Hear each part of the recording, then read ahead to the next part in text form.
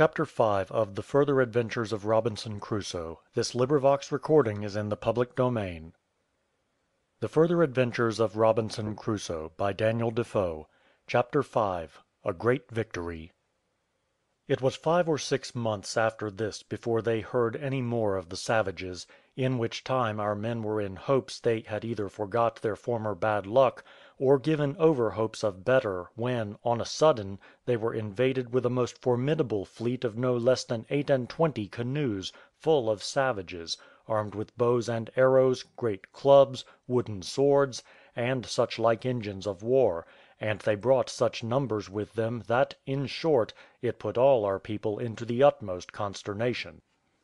As they came on shore in the evening, and at the easternmost side of the island, our men had that night to consult and consider what to do. In the first place, knowing that their being entirely concealed was their only safety before, and would be much more so now, while the number of their enemies would be so great, they resolved, first of all, to take down the huts which were built for the 2 Englishmen, and drive away their goats to the old cave, because they supposed the savages would go directly thither, as soon as it was day, to play the old game over again, though they did not now land within 2 leagues of it. In the next place, they drove away all the flocks of goats they had at the old bower, as I called it, which belonged to the Spaniards, and, in short, left as little appearance of inhabitants anywhere as was possible; and the next morning early they posted themselves, with all their force, at the plantation of the 2 men, to wait for their coming. As they guessed, so it happened.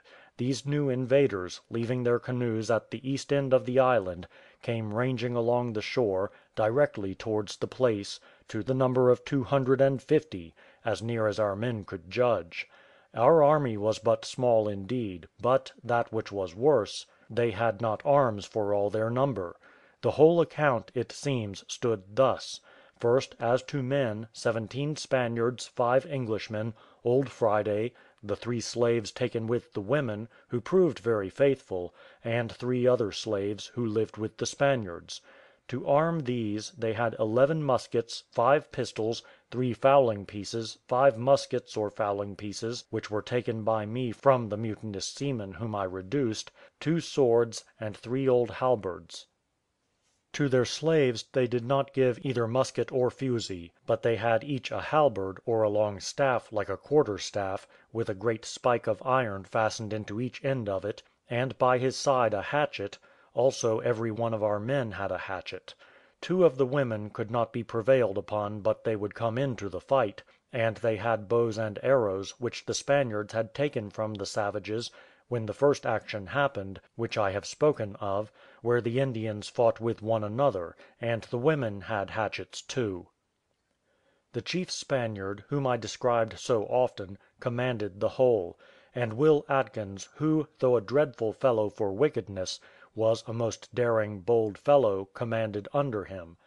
The savages came forward like lions, and our men, which was the worst of their fate, had no advantage in their situation, only that Will Atkins, who now proved a most useful fellow, with 6 men, was planted just behind a small thicket of bushes as an advanced guard, with orders to let the first of them pass by, and then fire into the middle of them, and as soon as he had fired, to make his retreat as nimbly as he could round a part of the wood, and so come in behind the Spaniards, where they stood, having a thicket of trees before them.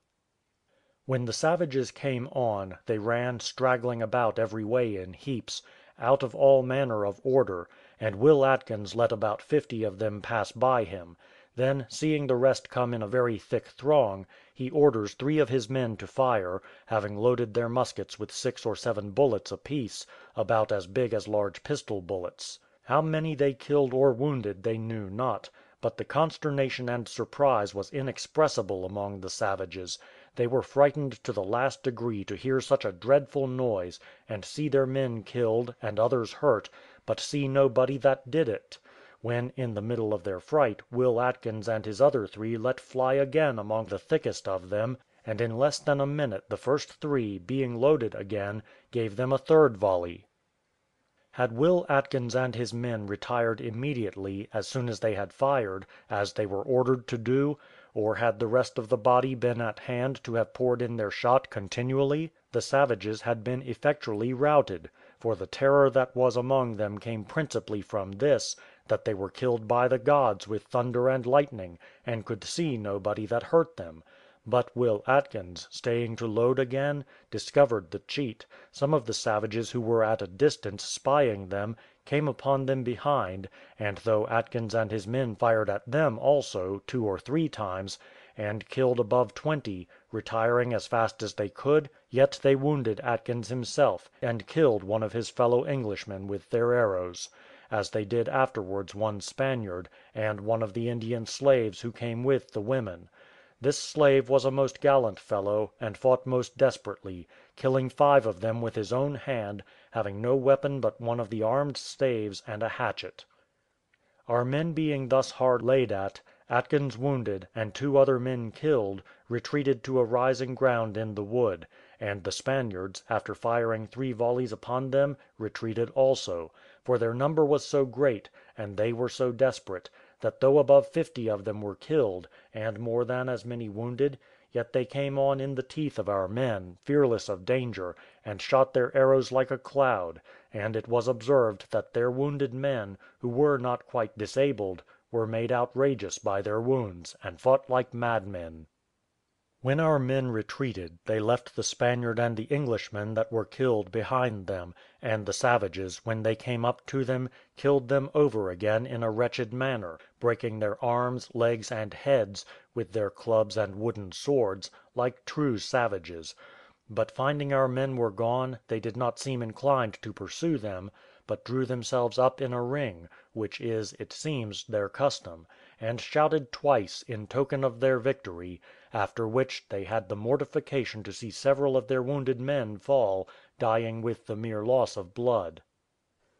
The Spaniard governor having drawn his little body up together upon a rising ground, Atkins, though he was wounded, would have had them march and charge again all together at once; but the Spaniard replied, "Seignior Atkins, you see how their wounded men fight; let them alone till morning; all the wounded men will be stiff and sore with their wounds, and faint with the loss of blood, and so we shall have the fewer to engage." This advice was good; but Will Atkins replied merrily, "That is true, seignior, and so shall I too; and that is the reason I would go on while I am warm."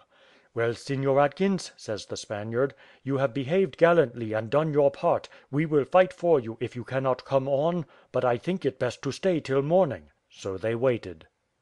But as it was a clear moonlight night, and they found the savages in great disorder about their dead and wounded men, and a great noise and hurry among them where they lay, they afterwards resolved to fall upon them in the night, especially if they could come to give them but one more volley before they were discovered, which they had a fair opportunity to do; for one of the Englishmen in whose quarter it was where the fight began, led them round between the woods and the seaside westward, and then turning short south, they came so near where the thickest of them lay, that before they were seen or heard 8 of them fired in among them, and did dreadful execution upon them. In half a minute more 8 others fired after them, pouring in their small shot in such a quantity that abundance were killed and wounded; and all this while they were not able to see who hurt them, or which way to fly.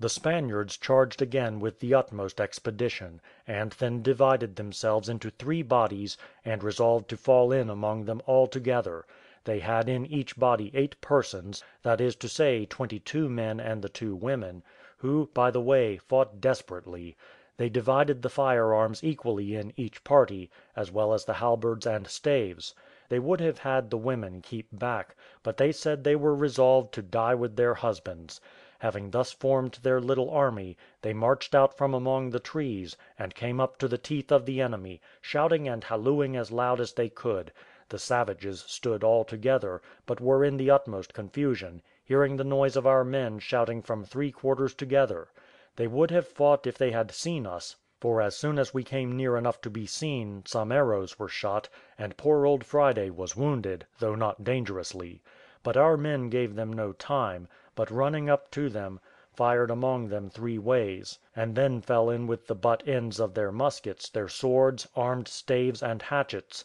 and laid about them so well that, in a word, they set up a dismal